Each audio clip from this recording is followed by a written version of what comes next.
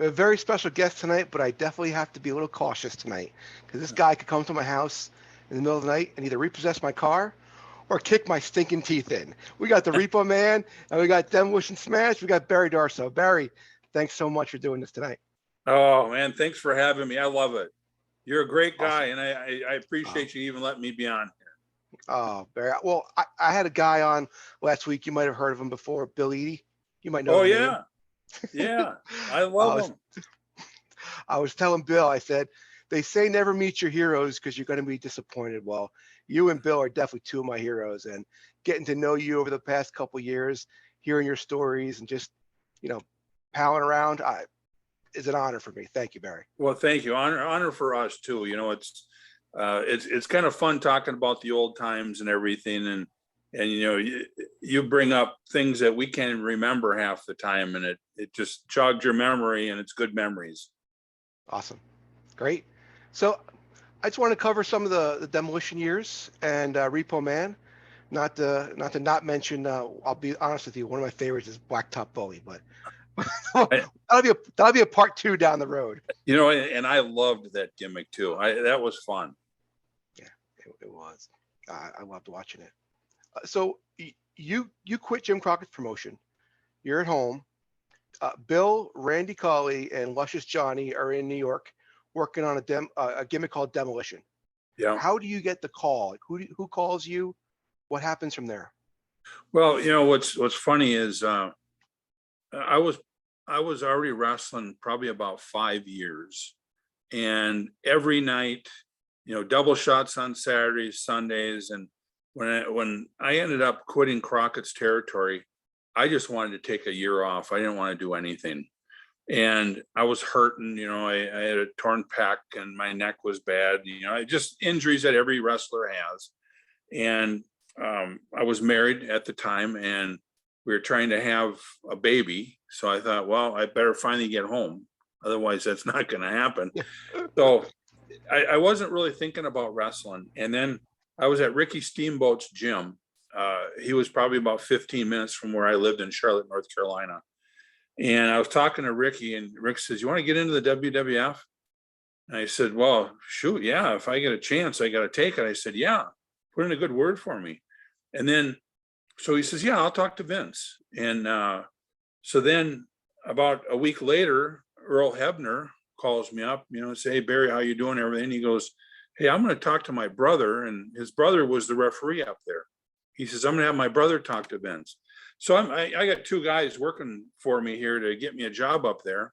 And I wasn't really that excited to be in wrestling, but if I had a chance to go there, then it was like, yeah, let's do this. But I never thought anything would ever happen. And then, and I never watched wrestling or anything. I just said, I don't want anything to do with it. So I didn't even know about the Demolition. I haven't talked to Bill Eady in probably 3 years, 2 years, something like that, and I never knew Johnny Valiant. So when, just all of a sudden I got back from the gym one day and all of a sudden Vince calls me at my house and, "Yeah, is this Barry Darso?" I said, "Yeah." He goes, "Vince McMahon here," and I'm almost thinking it's kind of a rib, Right.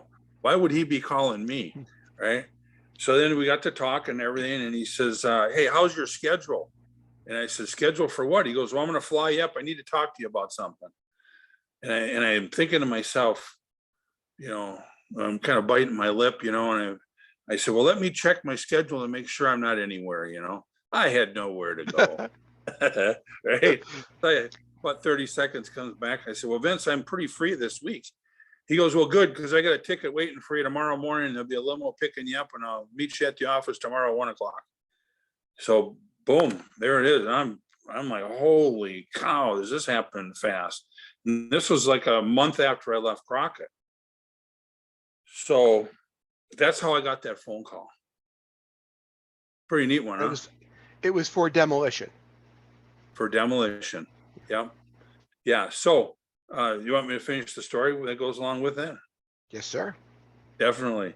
So and I didn't know anybody up there. And, being in Crockett's territory and Mid-South Wrestling and Florida Championship Wrestling, that was all the NWA guys, Ric Flair, Dusty Rhodes, you know, Junkyard Dog, Jim Duggan, all these guys, Terry Taylor, Rock and Roll Express, you know, that group of guys. So I didn't know anybody that was up there, but in the meantime, Junkyard Dog went up there and Jim Duggan went up there when I was in Crockett's territory. So then I thought, well, God, I'm going to know a couple of the guys.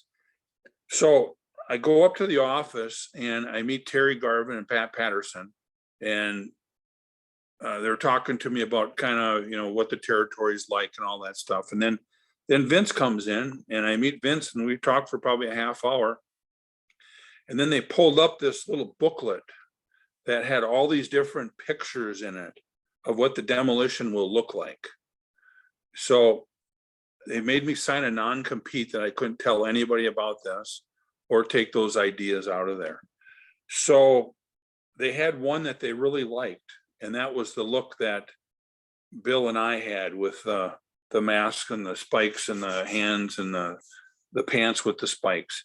And I looked at it and I went, I love that thing. So he says, so you would want to do that? And I said, well, who's going to be my partner? And he says, well, it would be Bill Eadie, but I need to talk to Bill Eadie to make sure that he's okay with you. And that's when he asked me if I ever met Bill before. And I said, yeah, I met him in Atlanta a couple of years ago, and great guy. So anyways, he says, well, I'm going to get back to you then. So about 2 weeks went by and I thought, well, they're going to blow me off now. They, you know, forget who I am. That was my meeting. Well, about 2 weeks later, he calls back. He says, Barry, he says, I talked to Bill Eadie, and Bill Eadie's very excited about having you as a partner. Want to sign you to a contract. And I told him, I said, Vince, the only thing I said, I need time off. I said, that's why I quit Crockett and, you know, other things. But I said, I need about 6 months off. I need to get my body right and train and work out hard and just get my mind right. And so he says, okay, I'm going to sign you to a contract. I'll pay you for 4 months. And at the end of 4 months, then you start, and then you got your regular contract.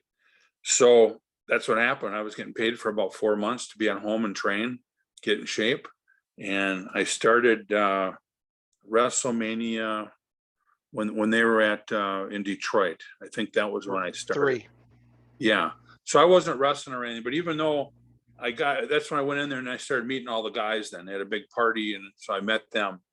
And then about 2 weeks later, then I did my first TV. And when I went in there for TV, you know, the first guys I meet, you know, is Hulk Hogan, Andre the Giant, Paul Orndorff, Jimmy Superfly Snuka, you know, all these guys. I'm kind of like, holy shit, you know, this is the big time here, you know. And thank God I'm with Bill, because Bill knew everybody and he already kind of buzzed everybody who I was and what I was. So I kind of, you know, I was the young boy. I was probably the youngest in the territory at the time. And I think I was just turned 25 years old. Wow. So, you know, and what an honor to be there, because back then you had to know how to work to be in that territory. It wasn't like, you know, hey, let's just bring this guy up and try him out. I mean, you had to know what was going on. So it was good for my head to be in there with all these guys. And I think I fit right in right away. So that was kind of the story of getting there. And it was pretty neat.